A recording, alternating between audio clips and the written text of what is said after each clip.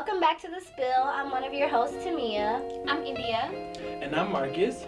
So lately, social media has been buzzing about all the crazy celebrity news. To start, Fabulous and Emily B and their domestic violence situation shocked me completely. A video surfaced of the rapper threatening Emily B, her father, and her brother about allegations of him punching her in the face, and Fabulous now faces third-degree aggravated assault charges and is charged with terroristic threats in a third degree. How do we feel about that? I just feel like that's very crazy. I wouldn't expect that from Fabulous. A part of me is surprised because I wouldn't expect that from him because he seems like such a calm person. But then a part of me isn't surprised because back when they were on Love and Hip Hop, he always seemed kind of controlling of her. I'm shocked, especially Fabulous. You never hear Fabulous' name ever in the news of pop culture or whatever. Mm-hmm. So it's like, wow. But you should never put your hand on a female. I don't agree with that. The best bet is to just always leave. You can get a restraining order, you can do anything and everything to get away from the situation. Apparently her father and her brother are involved, so use them as some type of protection or scapegoat to get away, whatever the situation have you, but there's no reason for you to stay, especially if this is something that's been going on. Mm-hmm. So I feel like when this is all over, that there's still gonna be a couple in the future. She just is very in love with him. She's been with him for years and she's not even married to him, so I feel like there's still gonna be a couple. I wouldn't, but that's just me. If you are being abused, ladies, move on because it's not worth it at all. Yeah. No, like, So another shocker for me was the divorce announcement from Channing Tatum and Jenna Dewan. You guys may remember the two became an item. They got married after they started together in Step Up. Now they're splitting after almost 9 years of marriage. Fans are heartbroken and searching for answers as to why the two are giving up on their marriage now. It seems like no one is staying together anymore. Me, I always thought that they got together because of Step Up. Mm-hmm. Like, kind of like the whole Robert Pattinson and what is her name? Bella Thorne. Yeah, Christian Stewart. Oh. Christian Stewart getting together because of Step Up and kind of just were cool and were like kicking it. Mm-hmm. All the So time now together. that has died down, it's kind of like the only thing that we can do is tango together. So how does this gonna work? But Because they don't got no kids. It died. They do have a kid. They have a kid. Mm-hmm. They have a son. They put out a little announcement that was like, we want you to know before any rumors get out. We want to say it here first. Like, we're splitting up. They were like, they mentioned their son and they said this is the last that they're gonna speak on the topic. So I feel like that's a good thing. No Channing Tatum slander here. on a brighter note, MAC broke the news that they would be doing a makeup collaboration inspired by the late R&B singer Aaliyah. 17 years after her tragic death, the makeup line has decided to dedicate a line of eyeshadow palettes and lipstick that mimic her classic 90s look. No more information has followed the announcement, but it is set to hit stores this summer. I don't like it. Oh, why? She been dead. If you look at what has been going on with her, whether it be her music, the movies that was in, anything, all of that has been pulled.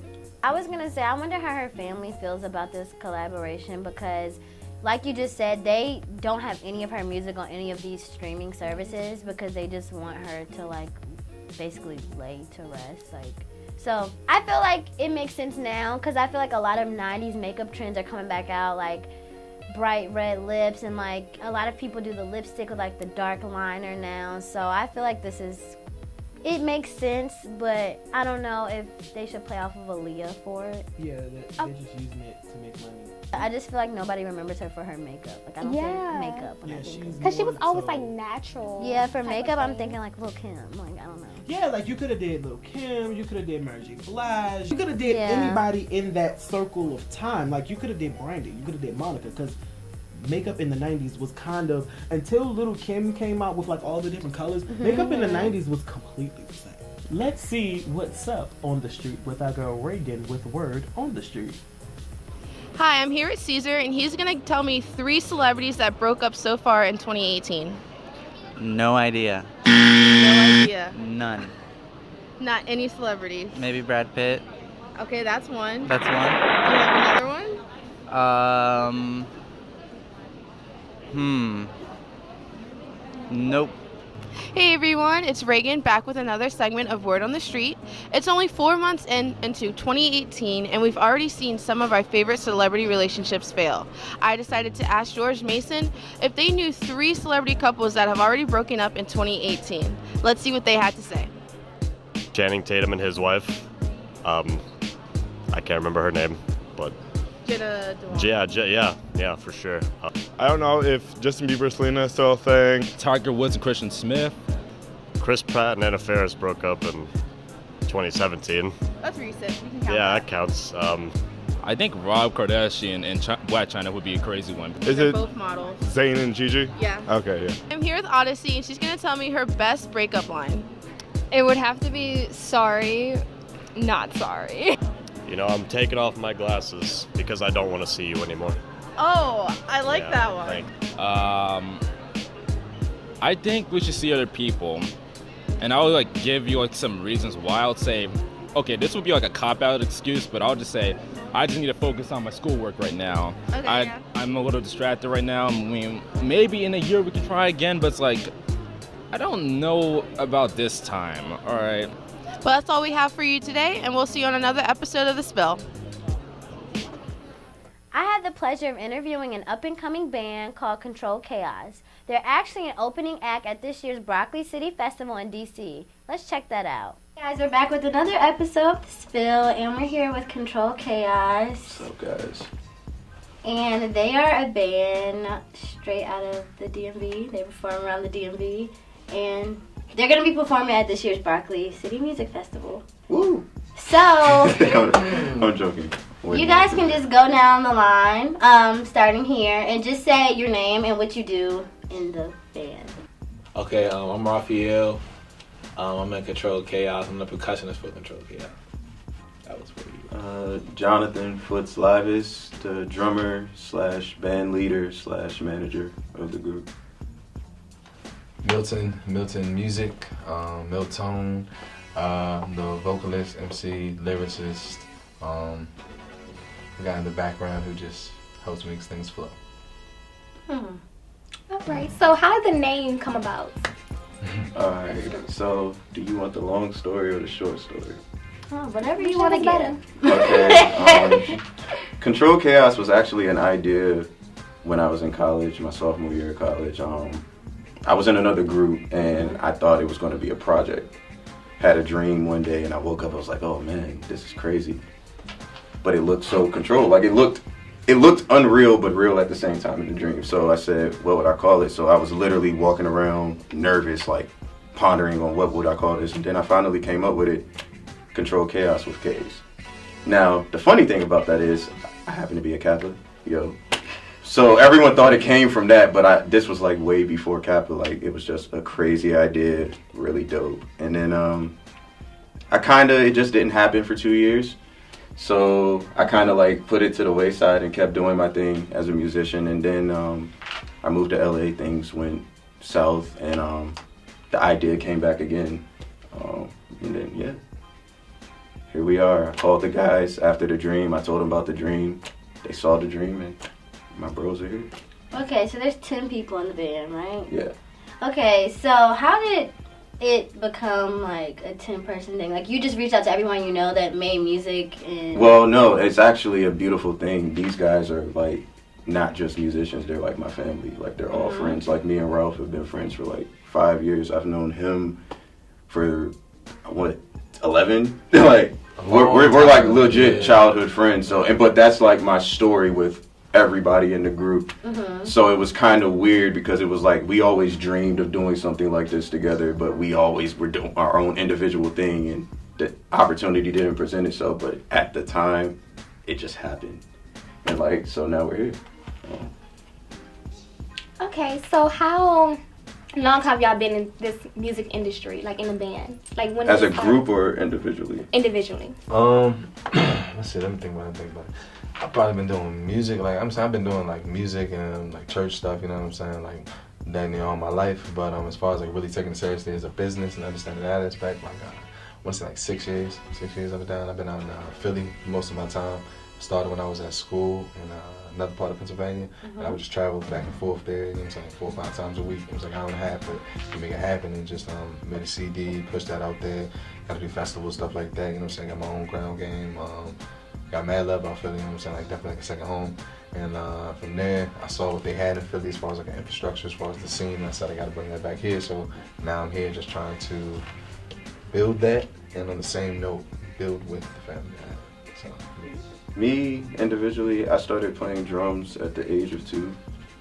And I took lessons at 4, but I like quit because my mom didn't want to take the passion away from me because he was kind of like really, you know, strict, and I was like, I don't want to play anymore.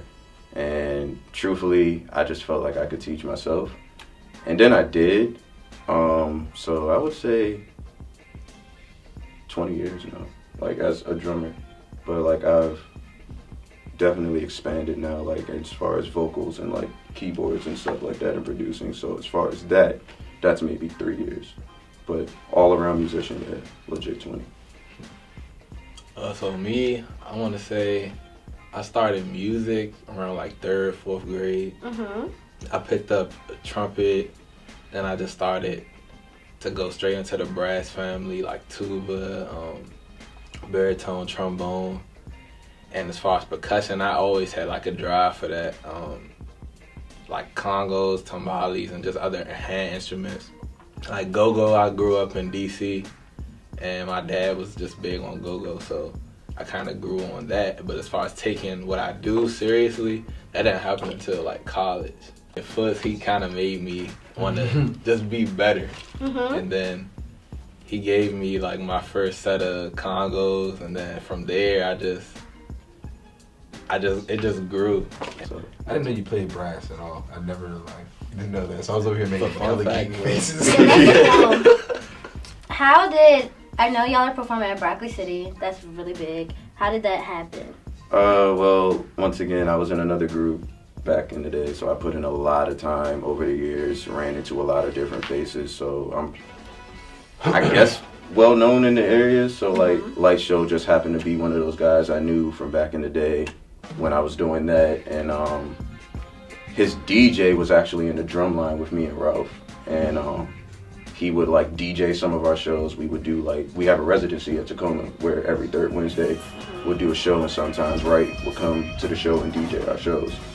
And one day, I'll never forget, like, I could tell something was about to happen, but I didn't know like what, and we just really did really good that show. And 2 days later, he called me. It was really crazy. He was like, yeah, Light Show's at the Fillmore in 2 days. We need y'all. So I'm like scrambling around getting us together, and so we literally actually only had a day and a half to get ready for that show. And that show sold out the next day, and we killed it. And it's kind of been us and Light Show ever since. And so Broccoli Fest, we kind of was like, we didn't even expect to do it, to be honest with you. We were looking at the tickets, see Cardi B, Migos, and all these guys, and we're like, yo, I hope we could get on, you know, like as us or anything for any reason. And so next thing you know, I don't know, I feel like the world is like in tennis. You know, when you're thinking something, there's somebody somewhere else thinking the same thing. Literally 2 minutes later, his manager texts my phone saying, yeah, you guys want to do Broccoli Fest? Hell yeah, we want to do Broccoli Fest. Shout out to Light Show, shout out to the whole 86 in America, DJ Wright, we love y'all. So yeah. So since you're preparing for the festival that's coming up, what's like a typical day of practice? The typical day of practice is usually at night, you know what I'm saying? We practice from quote-unquote 10 to 12. That's what we usually set up. That's what we say we're going to do. Sometimes it's like 10:30 to 12:30. Sometimes it's like 11 to 2 o'clock. It's really whatever needs to get done. But everyone who's usually there is guaranteed. We got the keyboard player, we got the guitar player, we got drummer, we got me, got sousaphone player. And then from there, like, I know Ralph gets there most of the time, you know what I'm saying? Because he's work sometimes now. He gotta go get that money, which is understood.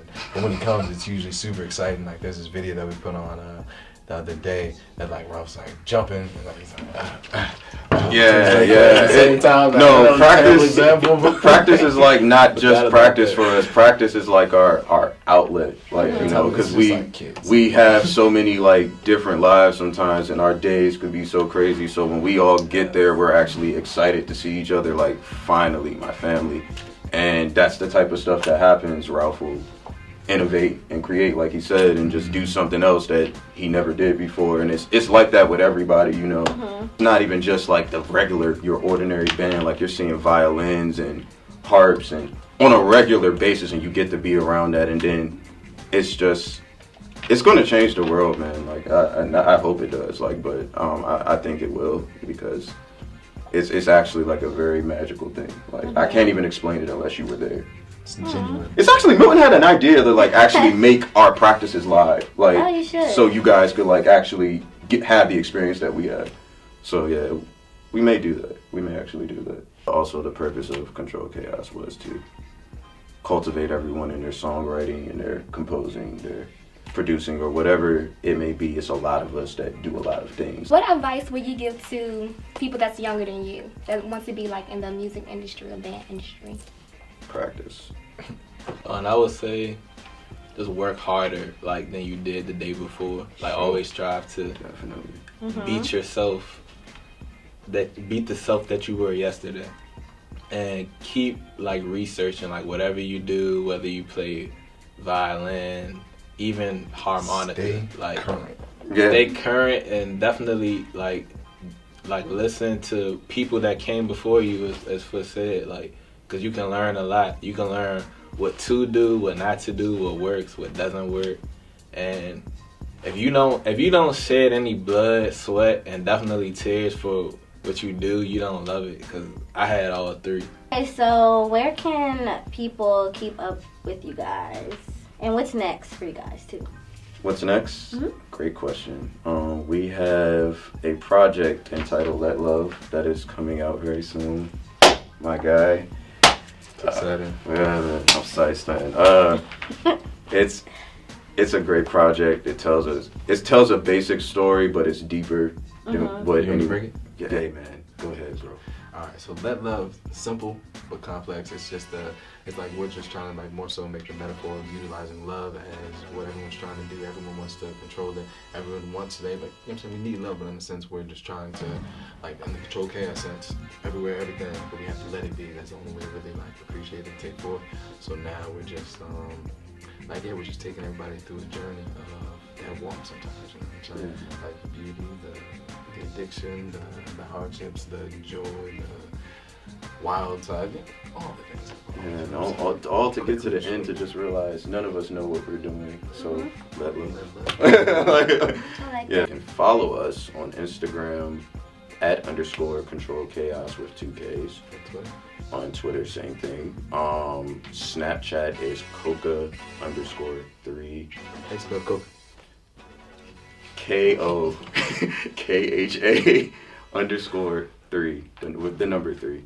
Our YouTube channel is The Control Chaos, and our email is @thecontrolchaos@gmail.com. Thank you all for coming, and this is the end of the interview. Thank you for having us. For sure. It is a tradition here at The Spill to play a little interactive game here now and then.